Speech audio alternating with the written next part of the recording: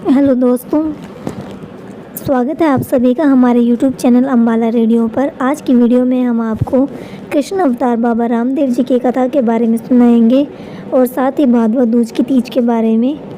विज्ञान के अनुसार दूज के दिन चंद्रमा के आकार बढ़ने लगता है। इसी कारण से दूज को बीज की संज्ञा दी गई है। बीज यानी विकास की अपार संभावनाएं।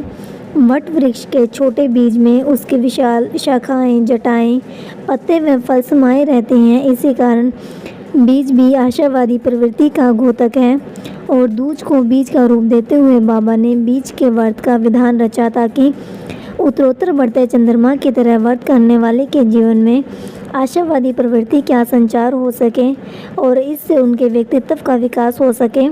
इसे भादवी बीज भी कहा जाता है। साल 2023 में भादवी बीज 17 सितंबर को है।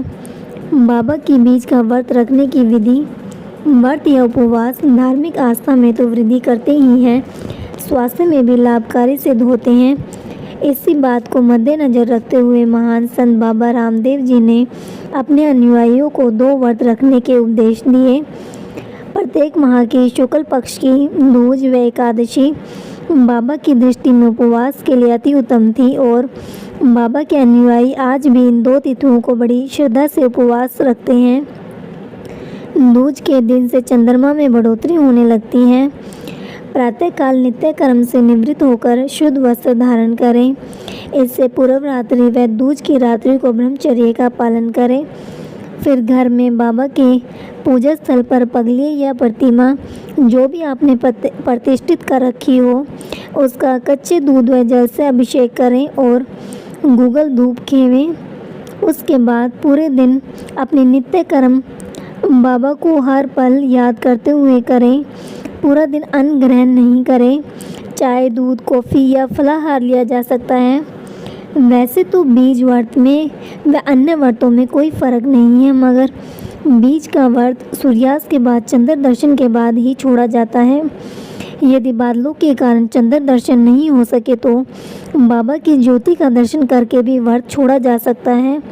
व्रत छोड़ने से पहले साफ लोटे में शुद्ध जल भर लेवें और देसी घी की बाबा की ज्योति उपलों के अंगारों की करें। इस ज्योति में चूरमे का बाबा को भोग लगाएं। जल वाले लोटे में ज्योति की थोड़ी विभूति मिलाकर पूरे घर में छिड़क दें। तत्पश्चात शेष चरणामृत का स्वयं भी आचमन करें व वहाँ उपस्थित अन्य लोगों को भी चरणामृत दें।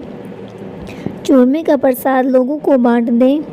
इसके बाद 5 बार बाबा के बीज मंत्र का मन में उच्चारण करके व्रत छोड़ें। इस तरह पूरे मनोयोग से किए गए व्रत से घर परिवार में सुख समृद्धि आती है, किसी भी विपत्ति से रक्षा होती है व रोग शोक से भी बचाव होता है। बाबा रामदेव जी की व्रत कथा। आइए शुरू करते हैं हम व्रत कथा।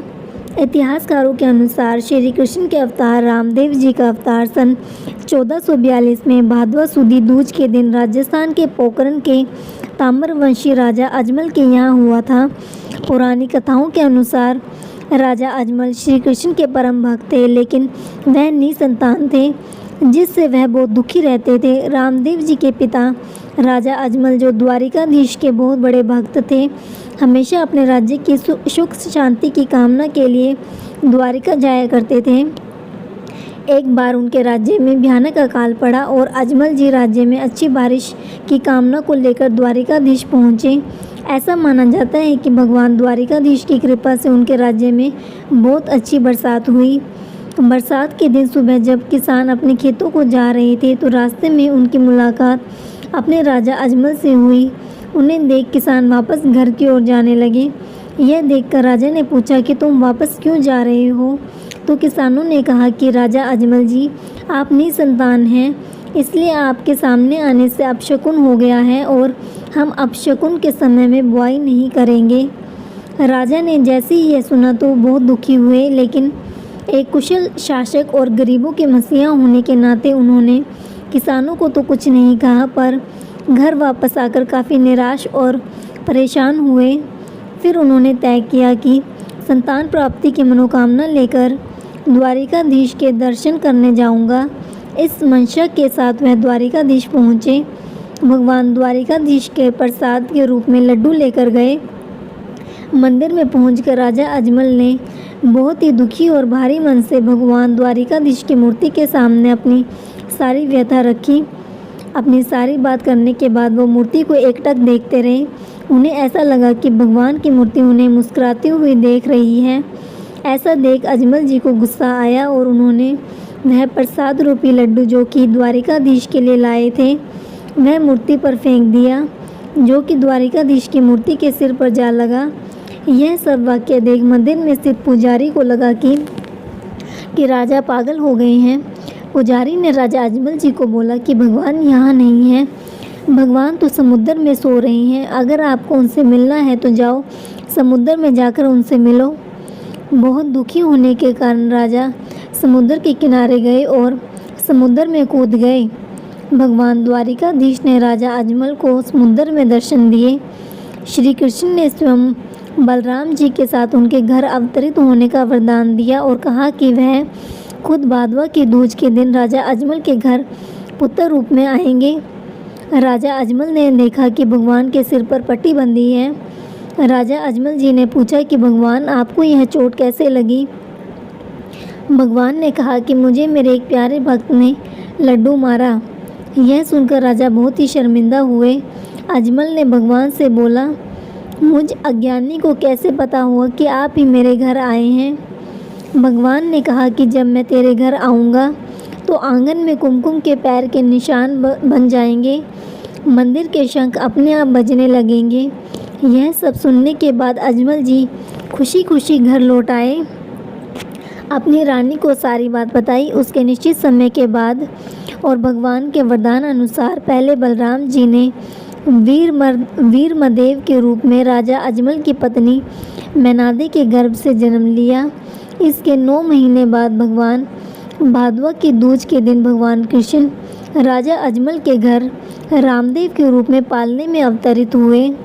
उन्होंने बचपन में ही अपनी लीलाएं दिखानी शुरू कर दी। माता के आंचल से दूध खुद ही बाबा जी के मुंह में चला जाता था। 5 साल की उम्र में उन्होंने लकड़ी का और कपड़े का घोड़ा आकाश में उड़ाया और आटू राक्षस को मार गिराया। बाद में भैरव राक्षस का भी वध किया। बोहिता राज सेठ की नाव को समुद्र के तूफान से निकालकर किनारे लगाया। सवार किया सखा को सांप ने डस लिया और मर गया। तब रामदेव जी ने उसका नाम पुकारा और वो जिंदा हो गया। फिर रामदेव जी ने अंधों को आंखें दी, कोढ़ियों को कोढ़ ठीक किया, लंगड़ों को चलाया। बाद में उन्होंने पोखरण राज्य अपनी बहन को दहेज में दे दिया और उन्हीं का राज्य के राजा बने। यहीं पर उन्होंने जीवित समाधि ली।